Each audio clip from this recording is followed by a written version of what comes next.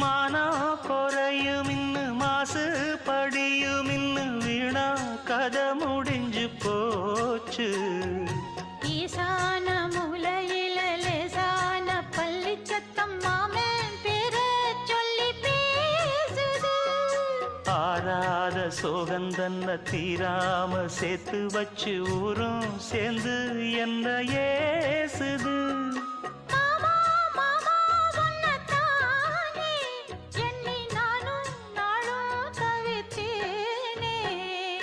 கூண்டுக்குள்ள என்ன வச்சு கூடி நின்ன